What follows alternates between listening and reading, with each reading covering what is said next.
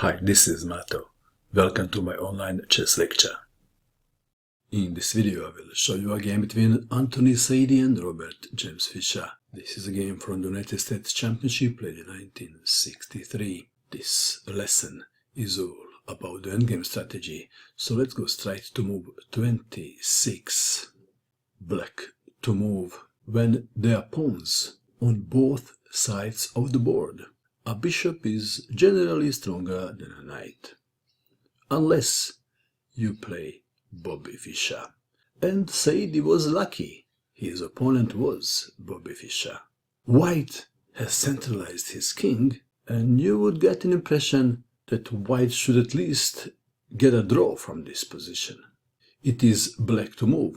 I guess most players would play king to f8, king to e7, king to d6. Do you agree? There was a surprise. Fischer played h5. Why? Well, he is intending king to h7, king to g6, king to f5. Bishop to e3, king to h7, f3, king to g6, a4, king to f5. It is now obvious that black king stands better on f5 than on d6. Do you agree? King to e2. Saidy is using wait and see approach. g5, king to f2, knight to d8, no hurry approach. Bishop to d2, king to g6, king to e3, knight to e6, king to d3, king to f5, bishop to e3, f6, king to e2, king to g6, king to d3, f5, intending f4 maybe. Perhaps g3 should have been considered. King to e2 was played. f4, attacking the bishop, gaining the space on the board.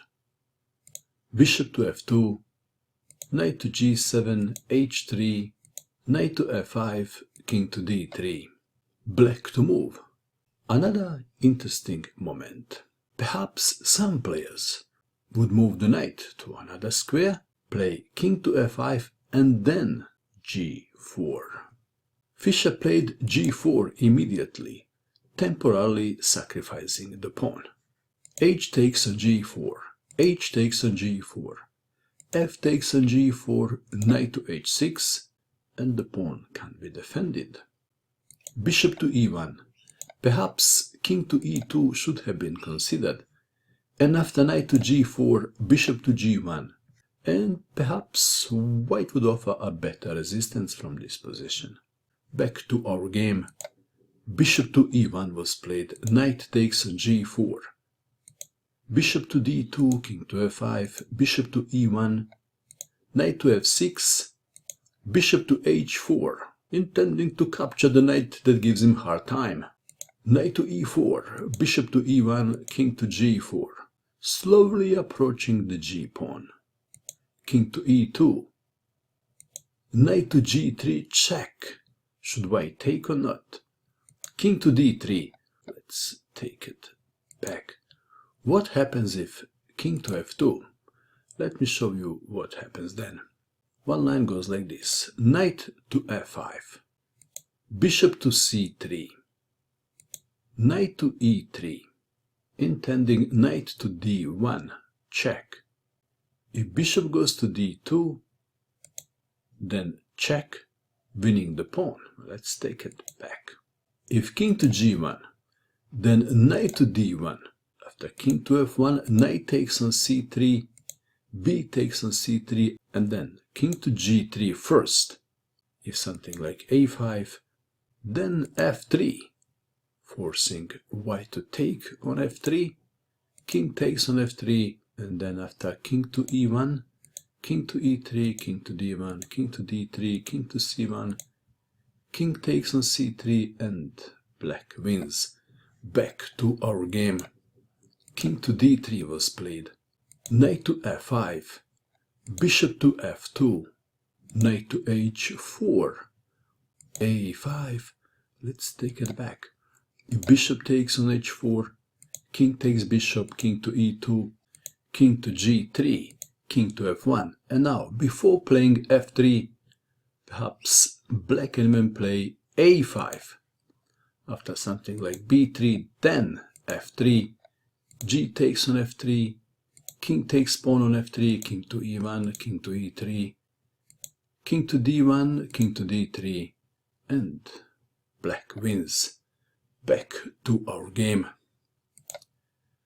a5 was played.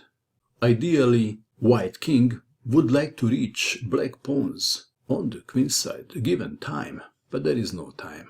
Fischer's knight is too fast. Knight takes on g2, king to c3, king to f3, bishop to g1, king to e2. The white dark squared bishop is scared and lonely. Bishop to h2, f3, preventing f2. But black played a move and white resigned, and the move is knight to e3, Saidy resigned. If something like king to b4, then knight to f5, attacking the bishop. And where is the bishop going? If the bishop goes to a safe spot, then f2, and the pawn promotes. That was an amazing endgame, wasn't it? And let's go back to our training position. This is the position. Can you win from this position with the black pieces?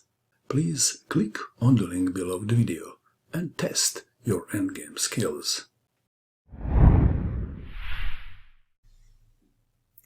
And that is all. I hope that you enjoyed watching this video. I wish you good luck with your chess, and bye for now.